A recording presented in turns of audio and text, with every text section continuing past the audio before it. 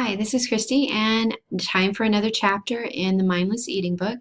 And this chapter is a really important one when it talks about how our habits are made and what he calls nutritional gatekeepers.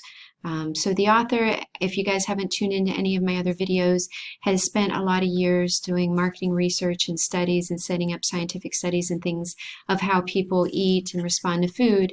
And so there's some really interesting ones here about nutritional gatekeepers and how our food choices are both inherited and or are conditioned. So when we talk about nutritional gatekeepers, these are the folks that are doing most of the shopping, the cooking, or buying of the food. So I know for me, that was my mom. She actually stopped working when she had they adopted my brother and I so that she could stay home. So she was the one that cooked all the meals, made our lunches, made sure we had good breakfast and everything like that. So, back in the day, that's how my mom did it. But, for today, if you're working, you're busy, or different things like that, it's still whoever is the one that is making the meal decisions, food purchasing decisions in the household. So basically, nutritional gatekeepers influence about 72% of what the families eat, because if you go to work or if the kids are going to school, then obviously there may be some choices outside of there of what the nutritional gatekeeper decides, but that's why it's so influential. And the thing is that children's preferences can actually start in the womb. And this is one of the things that I've noticed with, I don't have children, but my friends that do have children and people that I work with, it's really funny how, the kids, if they're not introduced to vegetables and one of the parents doesn't like vegetables, then the kids are going to inherit that. And that's one of the things that's really important about attitudes towards foods, comes from those nutritional gatekeepers. Even situations like mothers or women that might be, or men too, I don't want to be sexist with that, but anybody that is obsessed with their weight can pass that on to children. That's one of the things that you can definitely see if you've done any research or reading on eating disorders or things of that nature. But the thought of an 8-year-old saying, I'm too fat, or I'm chubby, or something like that, that's something that a lot of that feedback's coming from the home. So that can influence attitudes about foods. And studies show that a child with one obese parent has a 66 to 75% chance of being obese also.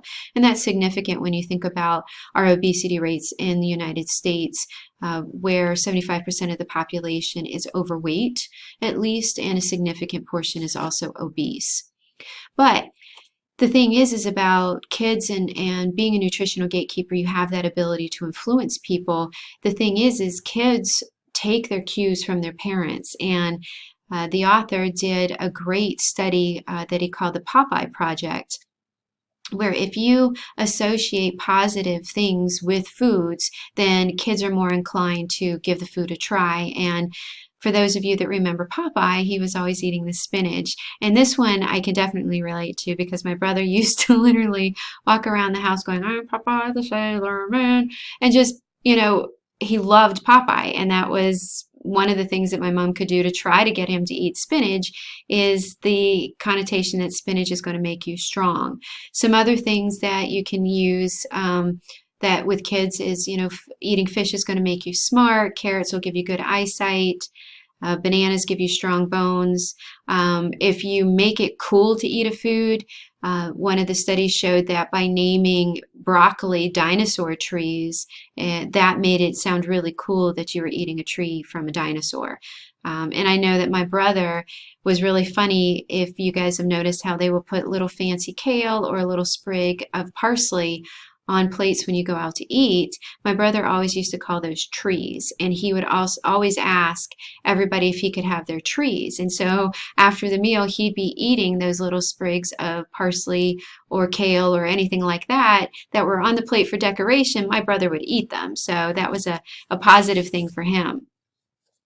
One of the studies that they did was with a lunch buffet. If you named the peas power peas, the kids ate 2 times as many peas than just green peas. By calling V8 juice rainforest smoothie, that just sounds really cool. And maybe if you had some decorations with, rainforest and some monkeys or tigers or, well, I'm sorry, panthers or things like that that would be in a jungle, that might make it seem a little bit cooler. But one of the things too is that you can also negatively reinforce things. The author indicated one lady did not grow up eating sweets because her mother told her it was low class to eat sweets. So it's really important to understand the power that we have as nutritional gatekeepers over our children with the things that we say. Now, I found this was really interesting, and some of the ladies that I work with have small children. And the thing about kids is up till about the age of 3, they eat when they're hungry. So if they push away food and they don't finish what we think should be a serving for them, it's quite okay, because when they are toddlers up to about the age of 3 to 5 or so, depending on the child, they're going to eat based on their innate hunger, which is the right way to eat.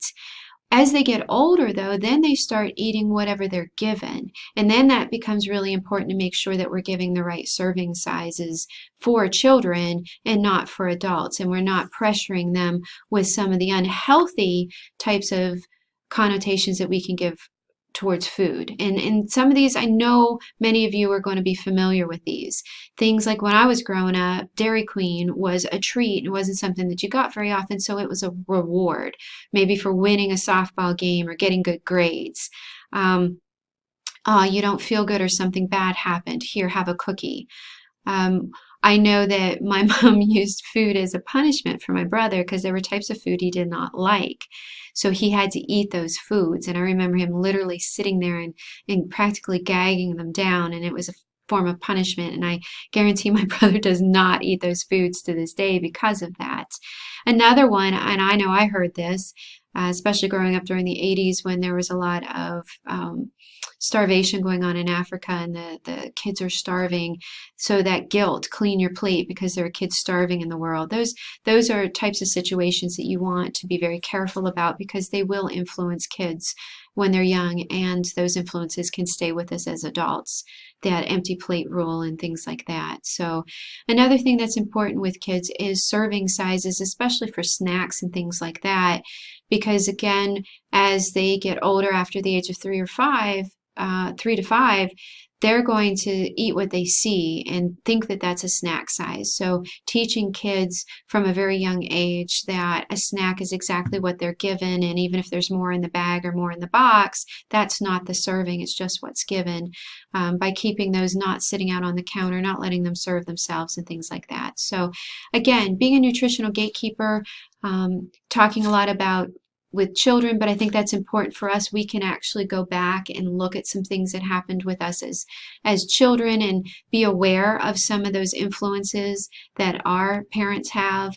and be more mindful of it so that we either pass down positive experiences to our children or we can work on re-engineering strategies. That's what I love about Brian Wansink. And again, I'm going to do a plug for the book. I'll put a link down below. It's an outstanding book.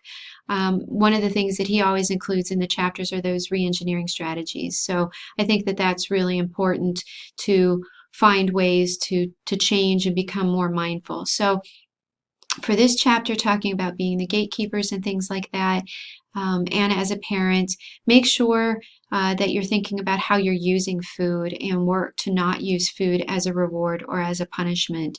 Use an activity or something like that.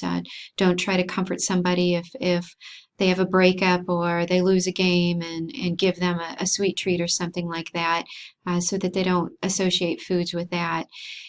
Work to provide variety at a really young age. And that is one thing that I give my mom tons of credit for, because she would give us, even if it was just a tablespoonful of a food that maybe she didn't think that we would like or something of that nature, she just wanted us to try a couple bites full of it on her plate.